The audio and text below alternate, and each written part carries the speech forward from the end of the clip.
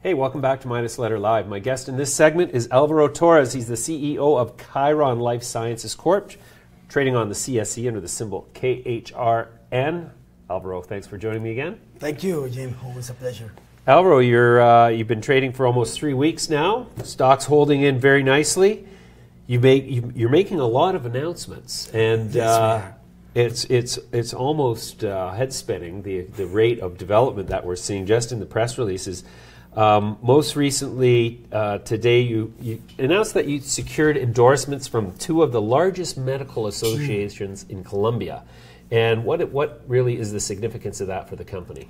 Well, you know, Khiron is all about how do we acquire patients. And to acquire patients, we need to get doctors who are the gatekeepers to believe in medical cannabis.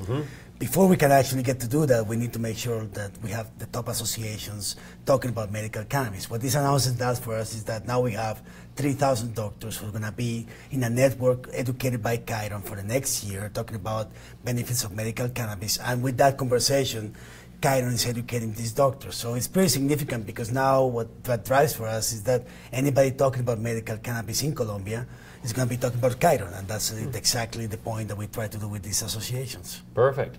Does that imply that the medical associations broadly endorse cannabis as an alternative form of medicine?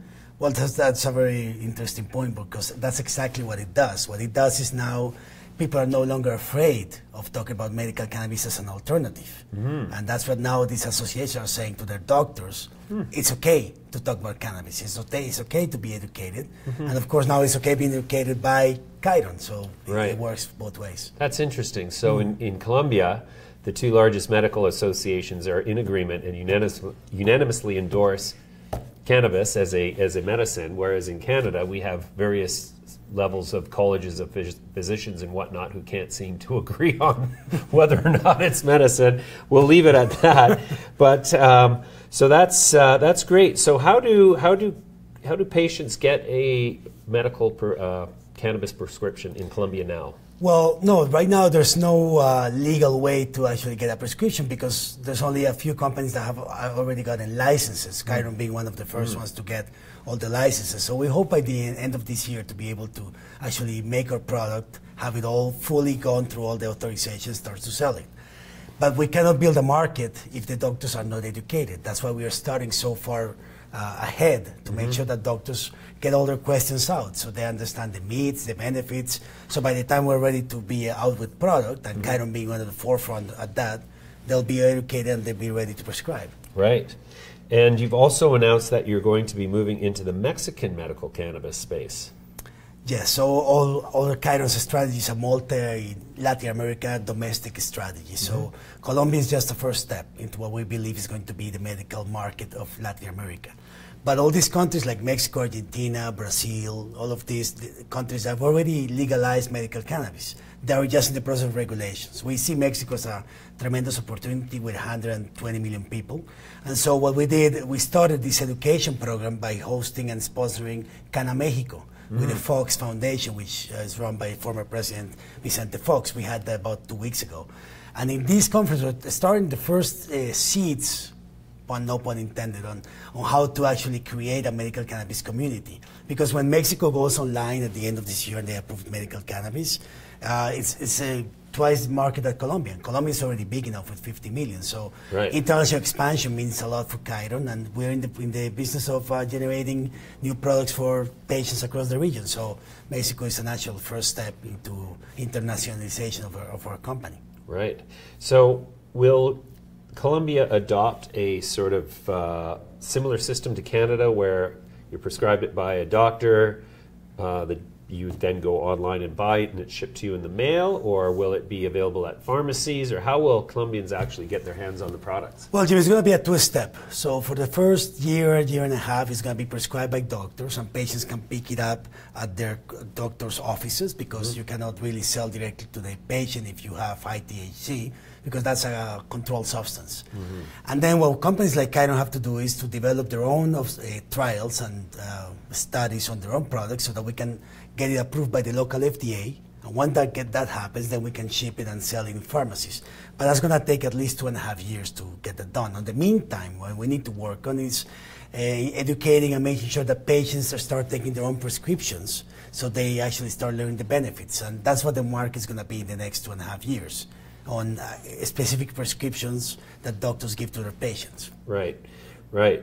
So you've also sort of intimated that you're going to explore global partnerships much broader than just in Latin America as well. Well, yes, we are, because in the end, this medical cannabis is a global phenomenon, I would say. Of course, our biggest focus is to Latin America, because we're talking about 620 million people, and we're not seeing many players really with the capability to understand those markets.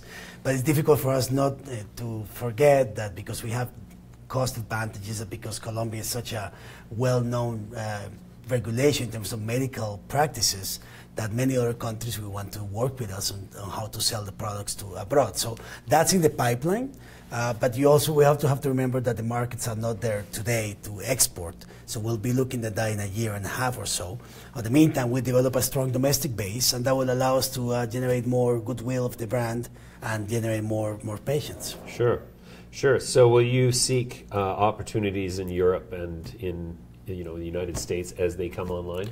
If they come online and they want to talk about high quality branded type of product, yes, we will look at it. What we are not really focusing on is to sell cheap cannabis extracts to other LPs so that they can sell it at retail. What we're mostly focusing on is how can we drive that brand to the patient, wherever that patient is.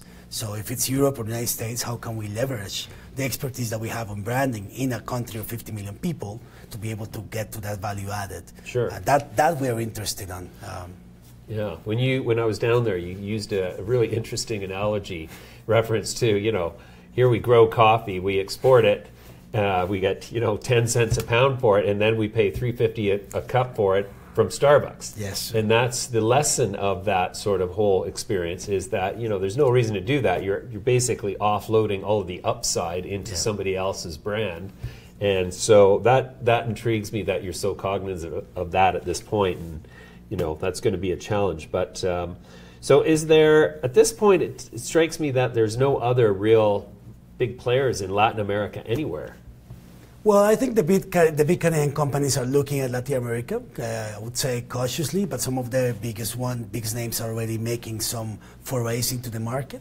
I think that's actually good news for Khiron and for Latin America, as we start getting more news flow out of Colombia, out of Brazil, out of Chile. But of course, us being actually from that part of the world and trying to move up, those type of companies coming over, that only helps our story. Yeah. But most of the companies are looking at it as a low-cost jurisdiction. As you said, to the point that we always talk about coffee and bananas, and we don't want to do that. We want to develop domestic markets with high brand value. Right. We're not just interested in selling this cheap. Right. But the market is so big, and there's so many opportunities, and I don't think there will be more than 6 or 10 companies competing in this market in the long term. Whereas in Canada, you have 100 companies competing for the same 350,000 patients. So it's a very good opportunity. And the more these big companies want to get into Latin America, the better for us. The only difference is that we are actually from there. Right. So we understand the culture, and we understand what it takes to do business in these regions. You speak the language. We speak both languages, English and Spanish, so that works. Okay, so tell me about how it's going at your actual grow site and everything. How's the build out of the facility coming? Well, it's going great since the last time you saw that. We just finished the construction of our greenhouse, the first phase, which is 7,500 square meters. Right now, we're commissioning the lab. It's going to be GMP compliant and ISO 17025 lab.